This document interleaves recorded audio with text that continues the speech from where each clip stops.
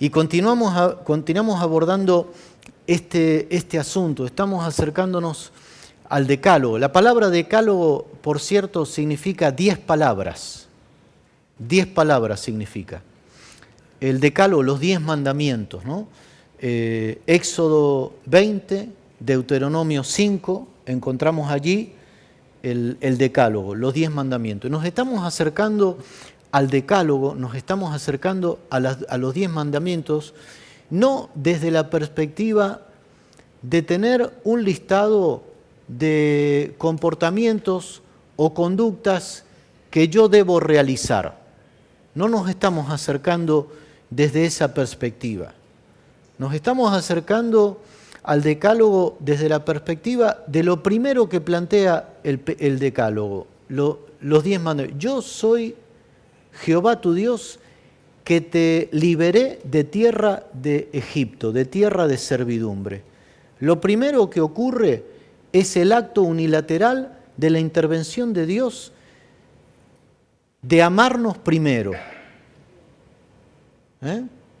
El Cordero de Dios que fue destinado desde antes de la fundación del mundo, la intervención de Dios. Y estamos tratando de entender los principios, los valores que subyacen, que plantean. La realidad es que el estudio de los 10 mandamientos es precioso, es tan interesante porque estamos viendo la revelación de un Dios que insiste en amarnos, en transmitirnos su amor, su naturaleza, su carácter, afectarnos con una posibilidad de vida extraordinaria. Como Pedro dice, estamos llamados a ser participantes de la naturaleza divina.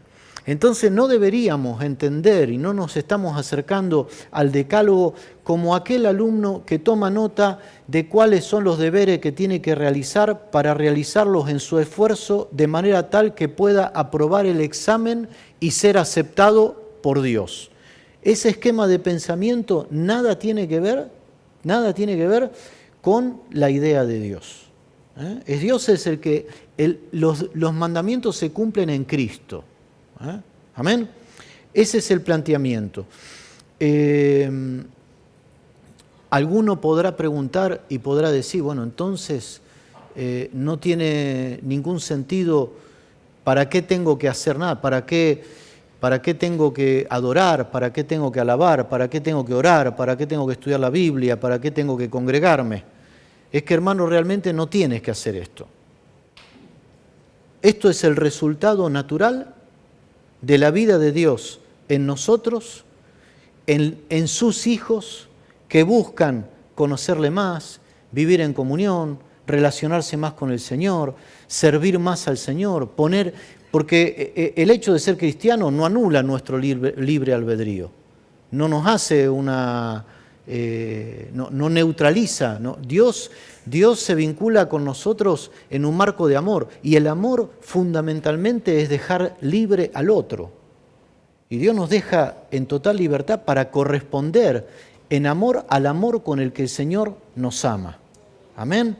Entonces, vamos a seguir avanzando con los 5 últimos mandamientos. Mañana Noemí va a estar compartiendo y va a estar hablando acerca de algunas disciplinas, de algunas posibilidades de gracia que el Señor nos da. La comunión, el servicio, la lectura de la palabra, la oración. Vamos a estar hablando acerca de esto un poquito. No matarás. No matarás. Es el 6º mandamiento. No matarás. Los mandamientos 6 y 7, no matarás, no adulterarás, que es el siguiente. Estos 2 mandamientos tratan sobre el valor y la santidad de la vida. De alguna forma tienen relación con estas 2 realidades.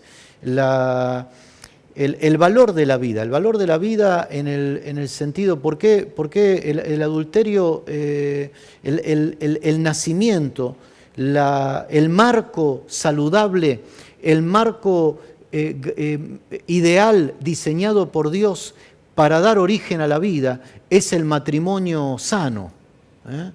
Entonces, estos dos mandamientos tienen relación en ese sentido. Algunas versiones traducen este mandamiento como no cometerás homicidio, no matarás, porque algunos han llevado este no matarás a un extremo disparatado. Hoy en día, y evidentemente nosotros estamos muy a favor de un ecologismo sano y saludable, pero algunos llevan esto a un extremo de no matar. Yo me acuerdo que hace unos años atrás tuvimos en casa una chica de Francia que vino como au pair y de pronto se nos había llenado el patio de hormigas. ¿Y qué hace uno cuando tiene hormigas, insectos y todo? Compramos un buen insecticida y le sacudimos a todo. Bueno, esta chica se puso como loca. Dice, ¿cómo pastores? Están matando. Digo, estamos matando a las hormigas, o matamos las hormigas o las hormigas nos matan a nosotros, ¿no? Entonces ese no matarás. Hace poco veíamos en las noticias que habían unos de estos grupos de animalistas haciendo, no sé si lo viste vosotros, haciendo duelo en los camiones que metían el ganado para el matadero. Y es verdad que la industria cárnica hace verdaderas barbaridades y detrás de todo esto hay otras cuestiones que evidentemente no son éticas y demás, pero de ahí a llevar al extremo de, no sé, de convertirnos en vegetarianos porque no podemos comer animales porque eso entraña matar a un animal, eso de ninguna manera se puede sostener en este mandamiento. Este mandamiento tiene que ver con la dignidad, el valor de la vida y fundamentalmente del valor de toda vida, pero de la vida humana. ¿De acuerdo? Entonces, tengamos presente esto. En ese no matarás, una vez más, es tan interesante hacer una lectura paralela del Decálogo y del Sermón del Monte. Hay un paralelismo precioso entre el Decálogo y el Sermón del Monte. En el Decálogo se lo da el Señor a Moisés en el monte y Jesús sube al monte y de alguna forma Él resignifica los mandatos. Oísteis que fue dicho. ¿Cuántas veces repite Jesús en el Sermón del Monte? Oísteis que fue dicho, pero yo os digo. Y lo que hace Jesús no es rebajar las demandas, entre comillas, del estándar ético del Señor. Lo que hace es todo lo contrario, es resignificarlo y mostrarnos que va mucho más allá el Señor, ¿no? Y aquí, una vez más, dice en Mateo 5:21, vamos a leerlo, Mateo 5.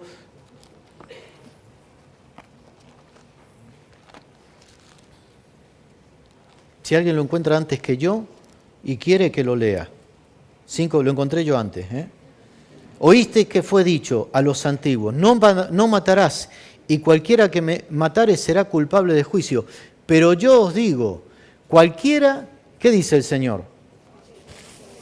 Cualquiera que se enoje, porque el acto de matar viene después de todo un proceso de elaboración de ira y de manejo de la ira descontrolada y de... Cualquiera que se enoje contra su hermano será culpable de juicio, y cualquiera que diga necio a su hermano, tonto, raka es la palabra en griego, será culpable ante el concilio, y cualquiera que le diga fatuo quedará expuesto al infierno de fuego. Es decir, perdón, Jesús va a la raíz, va a las motivaciones, al corazón de la cuestión. Y no solo esto, Jesús continúa en este desarrollo y vincula el culto al Señor a la salud de las relaciones interpersonales. Dice, por tanto, si traes tu ofrenda al altar, fíjate qué interesante, los 10 mandamientos, dijimos el primer día, que tienen los primeros 5, algunos dicen que los primeros 4, yo creo que el 5º mandamiento, honra a tu padre y a tu madre, también puede entrar en esta línea, digamos, de relación vertical. Los primeros 5 son mandamientos que nos relacionan con Dios. Yo soy tu Dios, no te harás imagen ni semejanza delante de mí. No tomarás el nombre de Dios en vano. Acuérdate del día de reposo para santificarlo. Todos estos mandamientos tienen que ver con una línea de la relación del hombre con Dios, con el ser superior, ¿no? Y los otros 5 tienen relación a nivel horizontal. No adulterarás, no codiciarás, etcétera, etcétera. Aquí Jesús está haciendo esta síntesis. Está diciendo, en relación a ese no matarás, le da una vuelta de tuerca o varias y dice, no solo eso, sino que cualquiera que se enoje contra su hermano. Yo no maté a nadie, pero a veces, ¿cuántas veces, hermano, nosotros no matamos a nadie, pero lo hemos matado en vida?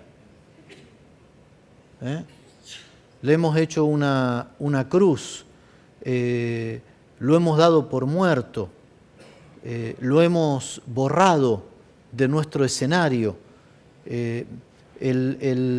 Ese no matarás, nosotros nuestra relación con el Señor no puede cursar por la vía legalista del literalismo y de la autojustificación. Nuestra relación con el Señor ha de ser una relación en la que nos dejamos leer por el Espíritu de Dios y ser canales de la vida de Dios a través de nosotros. Entonces Jesús acá está vinculando esto al culto a Dios. Si tú llegas al altar y te acuerdas, y fíjate qué interesante, ¿qué dice? ¿Te acuerdas que tú tienes algo contra tu hermano? O dice, ¿te acuerdas que tu hermano tiene algo contra ti? ¿Qué dice? ¿Qué dice el Evangelio? ¿Lo primero o lo segundo? No dice lo primero, dice lo segundo. Tú llegas al altar y te acuerdas que tu hermano, porque tú puedes decir, yo no tengo ningún problema, yo no tengo nada contra nadie, yo estoy bien. Si él está enojado conmigo, problema de él, que se embrome, ya lo arreglará él. Yo puedo ofrendar tranquilo.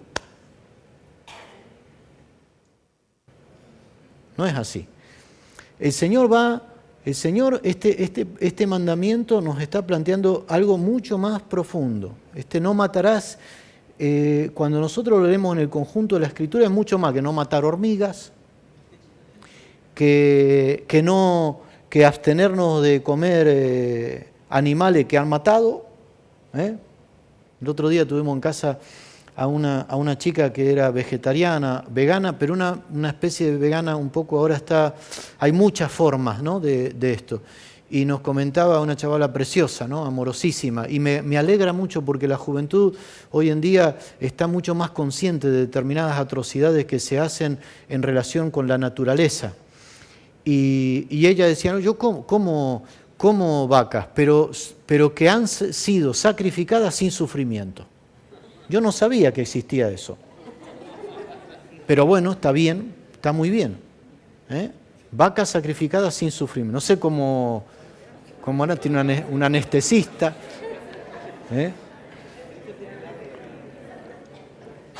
Y hay certificados. Mira tú, las cosas que uno aprende. Bueno, y es más cara, claro, es mucho más cara. Dice mi mamá. Decía la chica, mi mamá me la compra, pero muy de vez en cuando. Cuando ve que tengo que comer proteína sí o sí, pero porque debe costar, claro, una fortuna. Imagínate, vacas sacrificadas sin sufrimiento.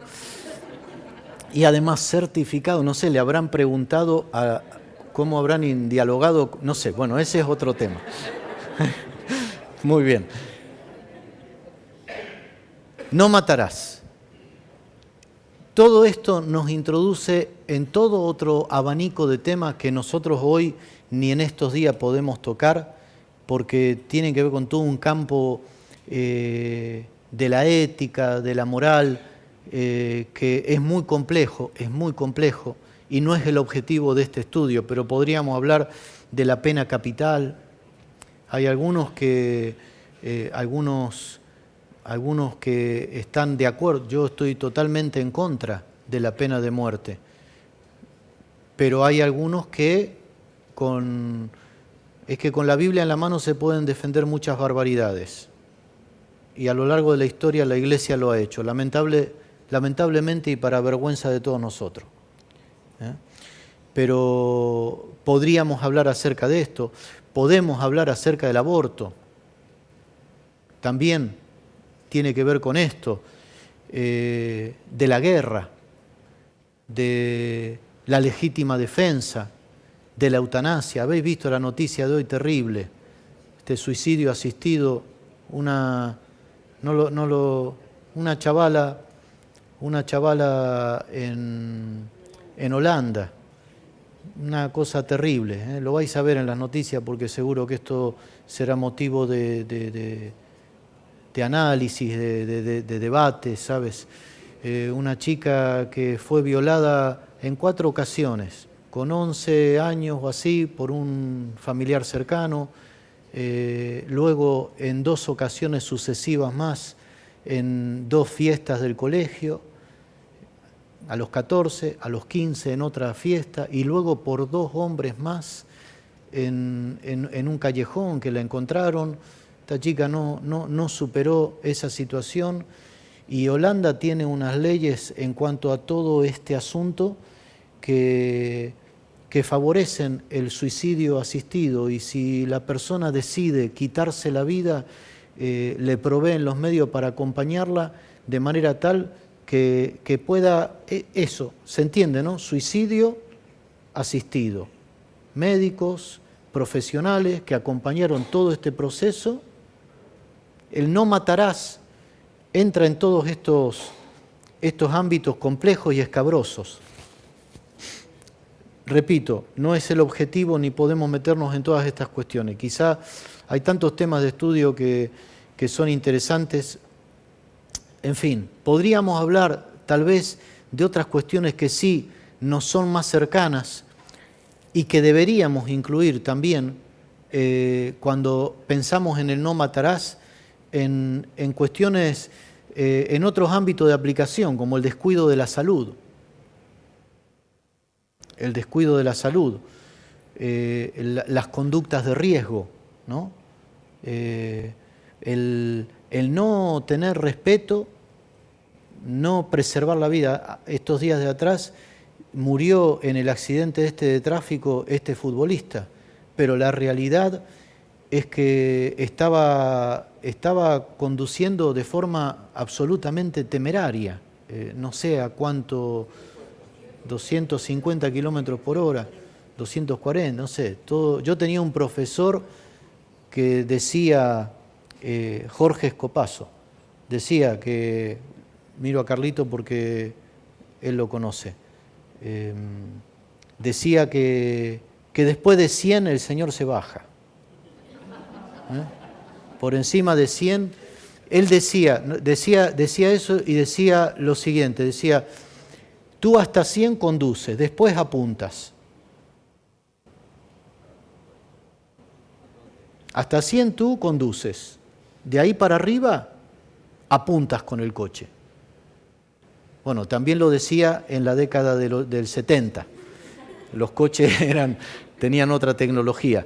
No sé, hoy en día mucho más no pudo haber subido el margen de seguridad de la tecnología de los coches, habrá subido, pero en fin, ¿no?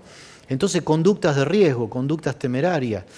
Nosotros, hermanos, muchas veces lo hemos dicho, ponemos el escándalo número 1 en el hábito muy pernicioso y perjudicial de fumar, pero a veces no hablamos de la comida, y hay personas que hacen verdaderos disparates, y porque el argumento es que el cuerpo es templo del Espíritu Santo. Tanto daño hace el tabaco y la nicotina como ponerse morado de grasas saturadas. ¿Sí o no? ¿O no? ¿O es diferente?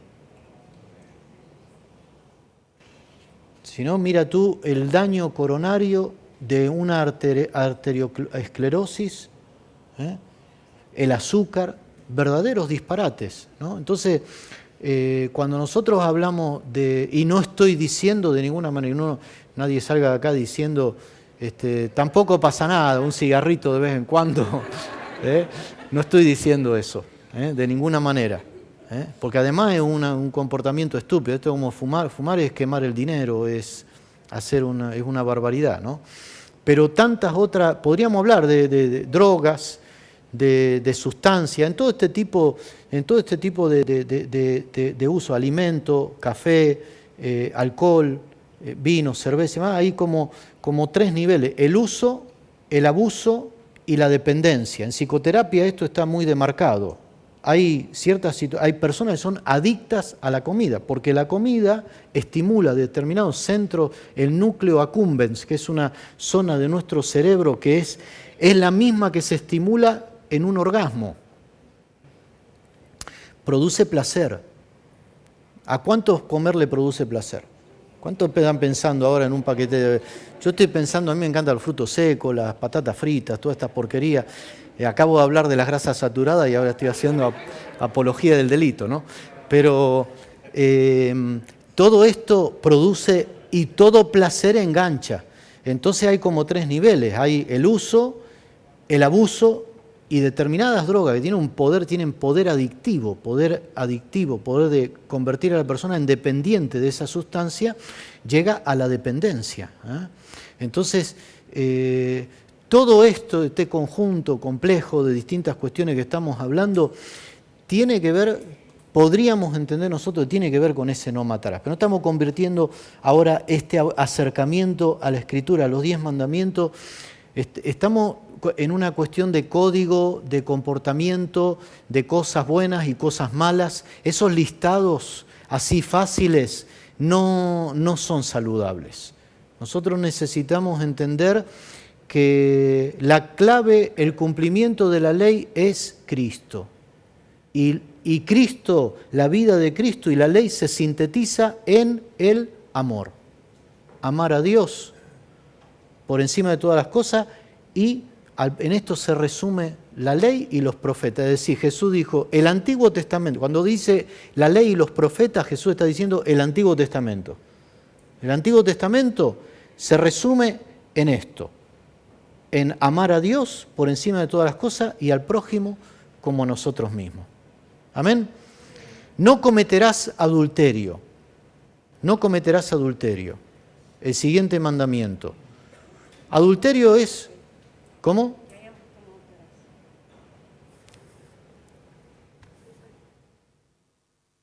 Se reconoce de forma implícita, no hurtarás. Esto debe estar mal. A ver, pasa a la siguiente. A ver, o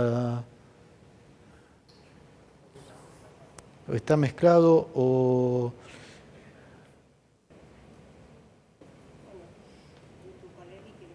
No, busca la diapositiva que pone no cometerás adulterio.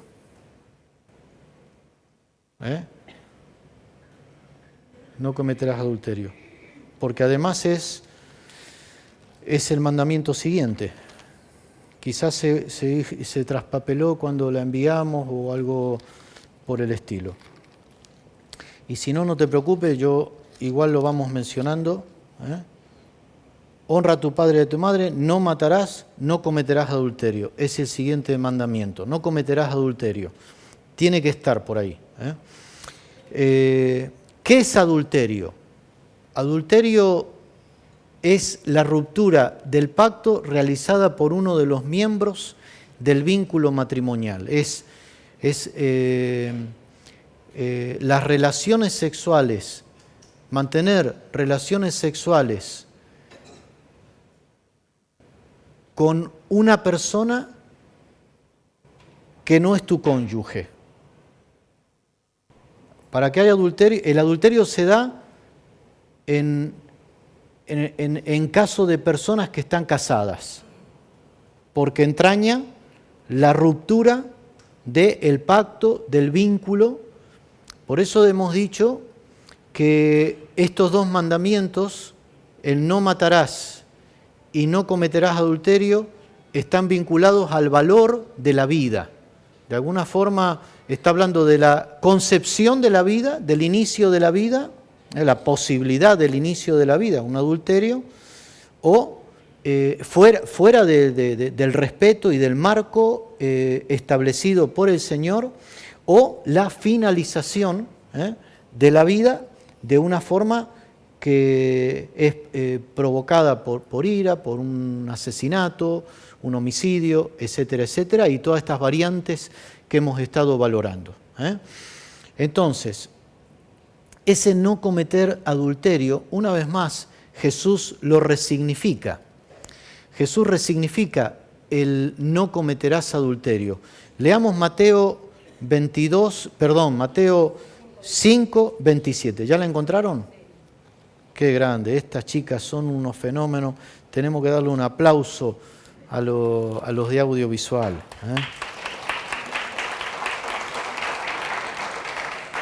Mateo 5, 27. Oísteis que fue dicho, no cometerás adulterio. Pero yo os digo que cualquiera que mira a una mujer para codiciarla, ya adulteró con ella en su corazón. Ahora voy a pedir a todas las hermanas que cierren los ojos y a todos los hombres que miraron alguna vez. No hagan eso, Si antes hablábamos de una vuelta de tuerca,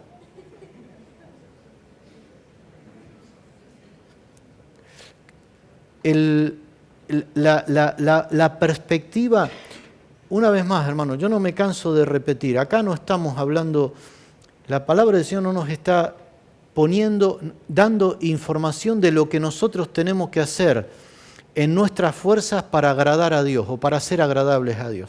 Nos está diciendo el estándar elevadísimo de humanidad, de dignidad, de excelencia, de vida con mayúscula, de libertad que Dios propone al hombre que es lleno de la vida de Cristo.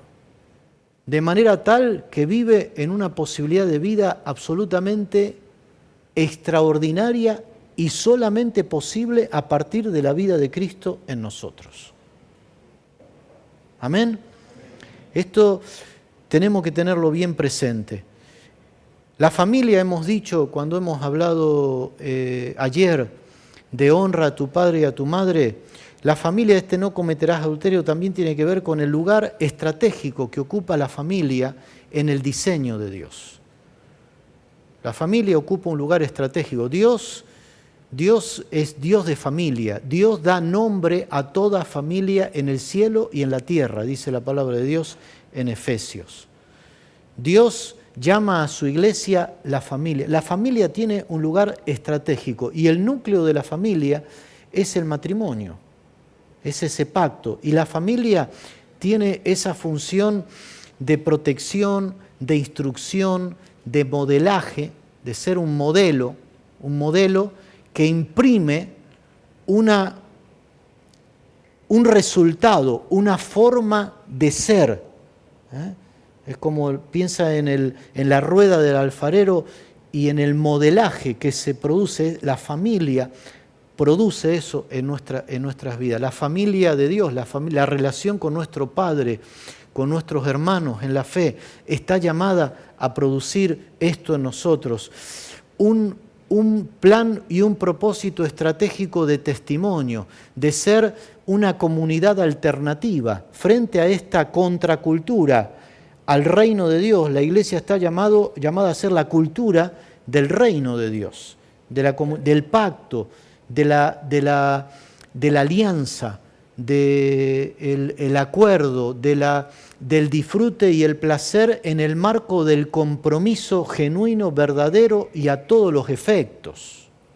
Algunos dicen, bueno, si nosotros nos amamos, ¿qué más?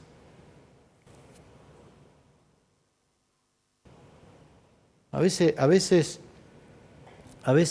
hay ciertas trampas que nosotros mismos nos hacemos a nosotros mismos hace muchos años atrás,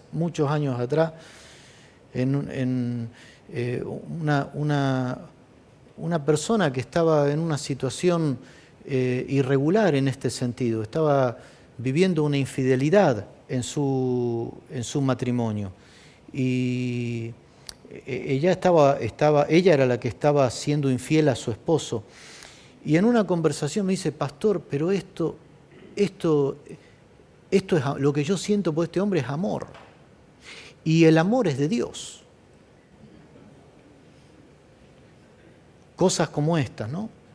Si esto está mal, que Dios me lo quite. O sea, nada tiene que ver esto con... Nuestro concepto del amor es un concepto absolutamente contaminado, distorsionado, tremendamente egoísta, cargado de hedonismo. El hedonismo es la búsqueda del placer de forma egoísta. No podemos llamar amor a eso. Amor es autodonación, es entrega, es compromiso a todos los efectos. La descripción que nosotros encontramos en 1 Corintios capítulo 13, nada tiene que ver con la figura o el perfil, el cuadro de amor que nos pinta Hollywood. El amor, ¿qué es? ¿Qué dice Corintios? El amor es sufrido, es benigno, no busca lo suyo, no se irrita, no se envanece, no hace nada indebido. El amor nunca deja de ser. Nosotros llamamos amor, muchas veces llamamos amor a cualquier otra cosa que nada tiene que ver con esto. El no adulterarás no es simplemente un mandato impositivo que nos cae de arriba, que nos restringe la posibilidad de vivir alegremente, de forma feliz, dando rienda suelta a todo lo que nos pide el cuerpo, y este Dios que es malo viene y nos mete en una jaula y nos encierra y nos restringe toda esta cantidad de posibilidades maravillosas que nos oferta el mundo. Esa es una perspectiva absolutamente pervertida, distorsionada de lo que es. Alguien ha dicho, el problema no es que el hombre no pueda gobernar el mundo sin Dios. El problema no es que el hombre no pueda gestionar el mundo sin Dios. Puede. Lo que no puede es dejar de hacerlo en contra del propio hombre.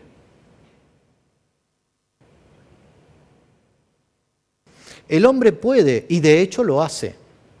El hombre gestiona y administra el mundo, la familia, la economía, el sexo, sin Dios.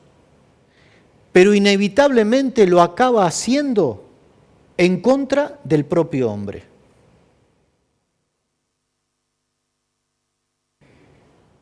Inevitablemente. Acaba cayendo en el abismo de la autodestrucción.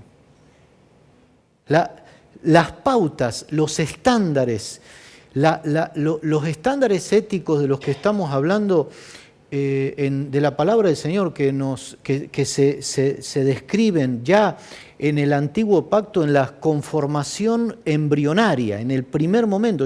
Acuérdate, está estableciendo, está dándole identidad el Señor a ese pueblo, está relacionándose con un pueblo que es suyo y está llamado a ser luz a las naciones. Está llamando a ser un modelo de referencia, de relación del hombre con Dios para todos los pueblos de la tierra. En ese marco, el Señor está dándole pautas que son absolutamente humanas y humanizantes, no humanistas, humanas y humanizantes.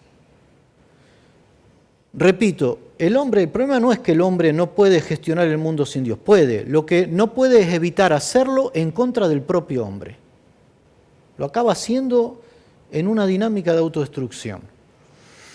Entonces, el no cometerás adulterio es una pauta de enorme preservación para la dignidad de la vida, del ser humano, del matrimonio, de la familia, de la seguridad. No hace falta que entremos en detalles del abismo que se abre debajo de los pies cuando los hogares son destruidos, cuando hay infidelidad, cuando hay matrimonios que se rompen, cuando hay falta de lealtad. Usted sabe qué bonito, hermano, que cuántas gracias le tenemos que dar al Señor de poder los esposos cristianos que temen al Señor y que tienen la vida de Cristo, mirarse a los ojos con absoluta confianza y saber que se están mirando el espejo del alma.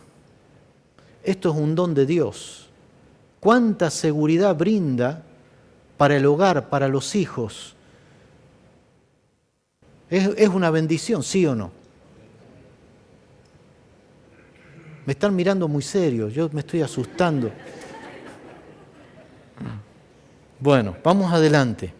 No cometerás adulterio. El matrimonio es el núcleo de la familia, está llamado a ser expresión del pacto de amor y fidelidad de Dios con el hombre. Ya hemos hablado acerca de todo esto.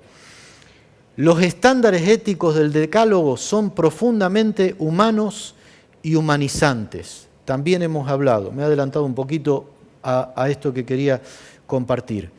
No hurtarás, no robarás. ¿Quién sabe de qué estoy hablando? Esta cosa, dice, ¿de qué está hablando Daniel? ¿Qué es eso? Hurto, robo. ¿De qué va? Hace un montón de años atrás, que a veces hay pequeños gestos, ¿no? Pequeñas licencias, trampa que nosotros podemos hacernos y que pueden tener una deriva muy, muy perjudicial. Una persona, alguien X, dice, no, yo cuando voy a Mercadona, ahora se ve que lo de Mercadona ya después se han hartado y han aprendido, y ahora lo pesan en la caja las cosas. Dice, yo cuando voy a Mercadona, hago lo siguiente. ¿Hace falta que lo explique o alguno ya sabe lo que voy a...? Espero que nadie lo sepa. Bueno, y espero no enseñarle a nadie, no pasa nada, porque igual el Mercadona ya tomó medidas para esto. Yo peso las cosas con la bolsa abierta, le pongo la etiqueta y después se me cae adentro de la bolsa 2 o 3 piezas más o menos. Y esto que nosotros lo decimos, nos reímos, parece una picaresca, decimos total, ¿cómo se llama el dueño de Mercadona? Está forrado de dinero, ¿qué le van a hacer? 5 naranjas más o menos, ¿no? Porque esos son nuestras trampas, El problema no es ese, el problema es que después tú tienes que convivir contigo mismo, mirarte al espejo, mirar a tu hijo, y tienes también que saberte mirado por el Señor. Pero esto también es un poco, yo lo digo y hasta me incomoda, porque es un poquito esa... ¿Se acuerdan de esta canción que nos cantaban en la escuela dominical de chiquitito? Cuidadito tus ojitos lo que miran, cuidadito tus manitas lo que tocan. Nos enseñaban, teníamos ahí un Dios de amor que mirándote está, no sé, Dios de amor, mirándote está como que están mirando en un palo, cuidadito, ta. Es una perversión, eso es una perversión. Todo este tipo de comportamientos son comportamientos deshumanizantes, comportamientos que van en contra de quienes somos. Nosotros somos hijos de Dios. Un hijo de Dios no es así. No es que un hijo de Dios no hace esto. Claro que no lo hace, pero no lo hace porque no es. No es así. No es así. No es uno que cuando va a hacer un trámite, si le atiende mal el funcionario, se pone a gritar como un loco, como un energúmeno. No es así. Los estándares que nos plantea la Escritura son mucho más profundos de que reducirlos a simples listas de comportamiento. Entonces, el no hurtarás, lamentablemente, y no digo yo que la causa, porque la conducta humana es mucho más compleja, que A más B es igual a C. Hay multifactorial, hay muchas realidades, somos libres, al final decidimos nosotros. Al cabo de poco tiempo, uno de los hijos de esa familia había descubierto la clave de la caja fuerte de la misma familia y cada vez que podía y necesitaba dinero para lo que sea, pero ¿qué problema hay? Si mi mamá roba, mi papá roba, el otro, y esto es normal, entonces ¿dónde todo esto es y no estoy, hermano, no estamos diciendo, nosotros podemos vivir y acercarnos a estas pautas desde la perspectiva de decir, bueno, ¿cómo me puedo garantizar yo una vida feliz y exitosa? Haciendo esto y esto. No, ese no es el esquema. Por ahí no vamos. No estamos diciendo eso. Estamos hablando de algo mucho más elevado y muy diferente y mucho más profundo. ¿Amén? No hurtarás. Se reconoce de forma implícita el derecho del hombre al usufructo. ¿Qué es usufructo? La palabra usufructo, Carlito, defínenos por favor, usufructo, que es un término un poco legal, ¿no? El derecho legal de utilizar un bien o una propiedad de otro, ¿no? Realmente nosotros no somos propietarios de nada, nosotros somos usufructuarios. El ser humano, el cristiano debe concebirse a sí mismo no como propietario. Esto es mío y yo hago lo que quiero. Debe reconocerse a sí mismo como usufructuario, porque el dueño final de todo lo que tenemos, ¿quién es? Es el Señor. Es el Señor. El Señor nos da todas las cosas abundantemente y con generosidad. Y nos invita a ser administradores de todos los bienes que nos confía, para hacer una mayordomía responsable. Y ese no hurtarás ¿se refiere solamente a cosas materiales? ¿Qué pensáis vosotros? No, se refiere a cosas materiales y a valores, a bienes inmateriales. ¿Cuántas veces el hurto puede ser de un... El tiempo de alguien, la honra de alguien, el testimonio de alguien? Bueno, después hay mandamientos que hablan, no levantará falso testimonio. Me he enredado un poco mucho en todas estas explicaciones y se nos está comiendo el tiempo y ya son las 9:01. Entonces, y falta porque nos queda el no hurtarás,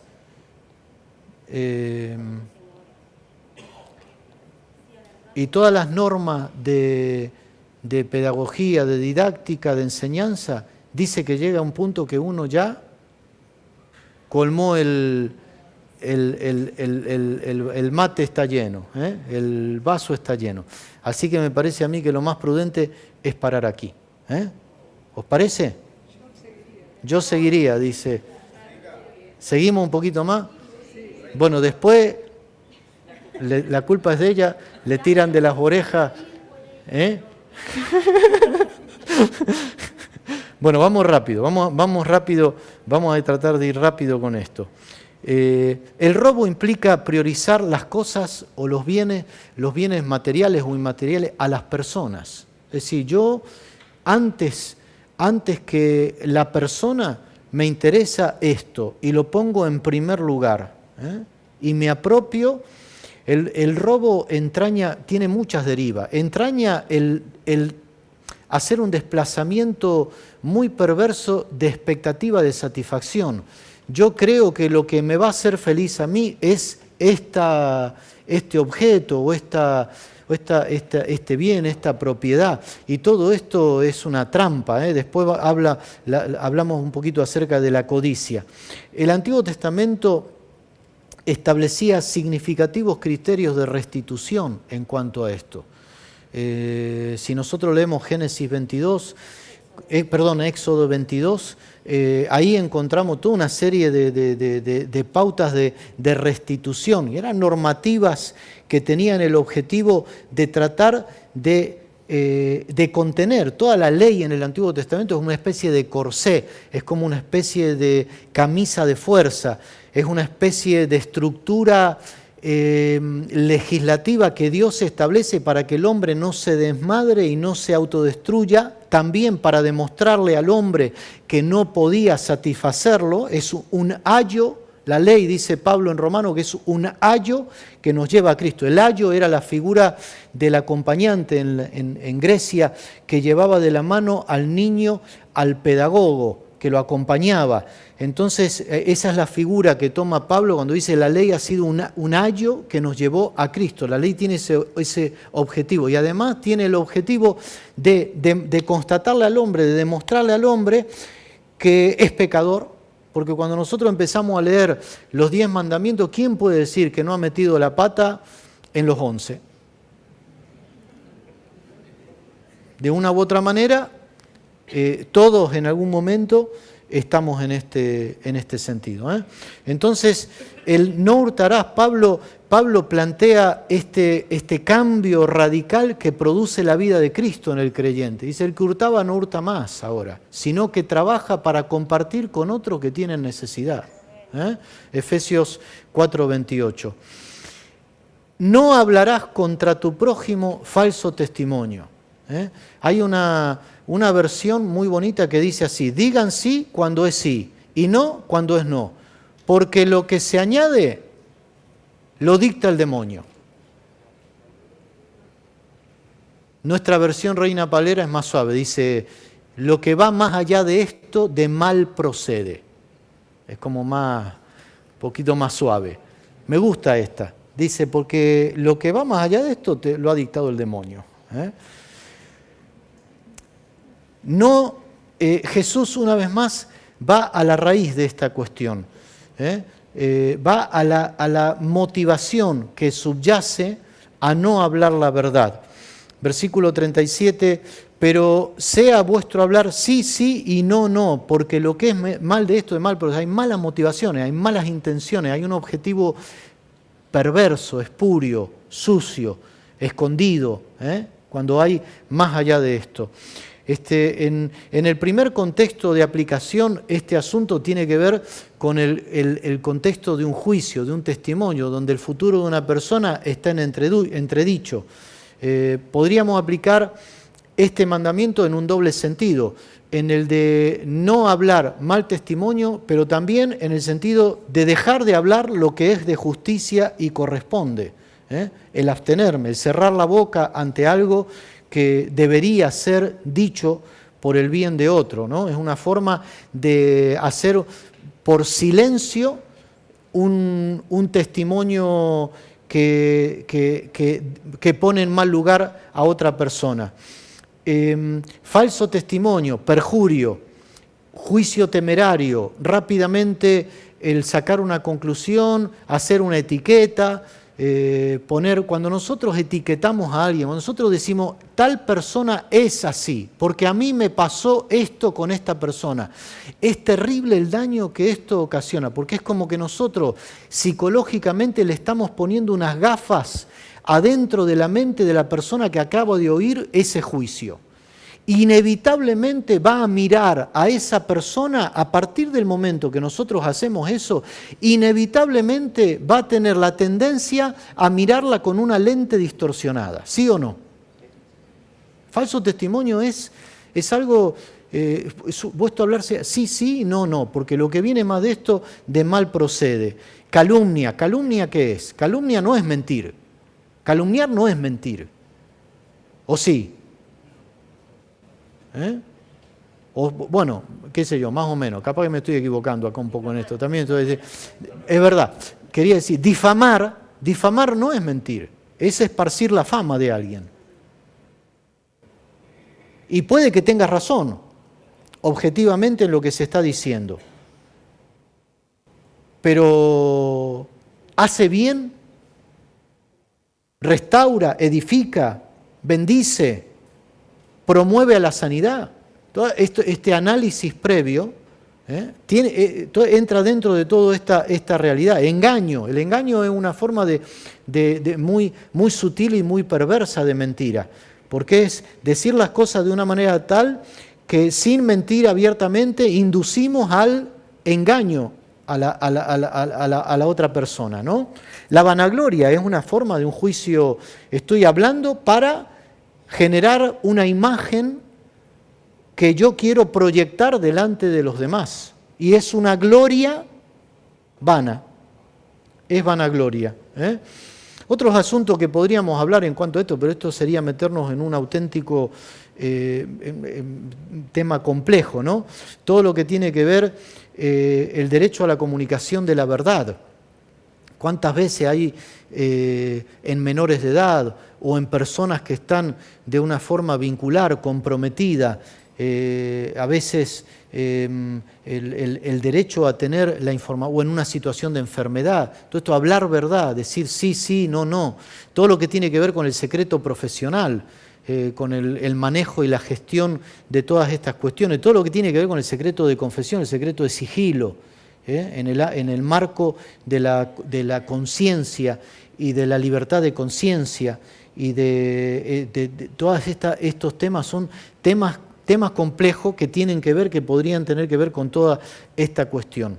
No codiciarás, ya estamos terminando y concluimos, el último, no codiciarás. Este mandamiento es muy interesante porque fijaros que el Señor aquí en el último mandamiento es como que da un salto cualitativo y entra en la interioridad del ser humano. Porque acá no está hablando ya de robar, matar, no guardar el día de reposo, adulterar. Está entrando en el ámbito, en el fuero interno del individuo. No codiciarás, es desear de forma desmedida, es una forma de idolatría, es una forma de desplazar la confianza a un determinado objeto en lugar de mantenerla en la única fuente de bien para el ser humano. Jesús, una vez más, lo plantea aquí, también lo hemos leído antes. Habéis oído, no adulterar, no cometerás adulterio, todo el que mira deseando ya adulteró. Pablo dice que claramente, Efesios 5:5, que la codicia es idolatría. Y el autor de Hebreos y el apóstol Pablo nos dan esta pauta tan bonita. Vamos a terminar leyendo Hebreos capítulo 13, versículo 5, que es precioso lo que dice aquí la palabra del Señor. El autor de Hebreos nos pone esta pauta que es tan saludable para nosotros. Dice: sean vuestras costumbres, como dice, sin avaricia. ¿Qué más dice? Contentos con lo que tenéis ahora. Hermano, el diablo es especialista en robarnos el presente. En robarnos el presente. El que tiene un coche quiere 2. El que tiene 2 quiere 3. Y después entramos en el terreno ya de la estupidez. Permitirme la expresión. Por ejemplo, tú te compras, la hermana que se compra el bolso que tiene el logotipo ¿de qué puede ser? Alguno que sea así de... Michael Kors, por ejemplo, de Hermes, ¿no? Y se le cae el logotipo, se le rompe, se le desprende el logotipo. El bolso ese ya no sirve para nada. Hay que tirarlo a la basura. ¿Sí o no? Llegamos a ese punto de estupidez. O sea, la función del bolso con el logotipo y sin el logotipo, ¿es la misma o no es la misma? No, porque ese logotipo es un símbolo de estatus social.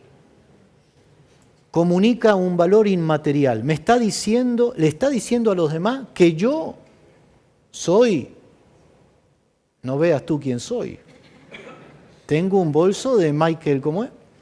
Michael Kors. La codicia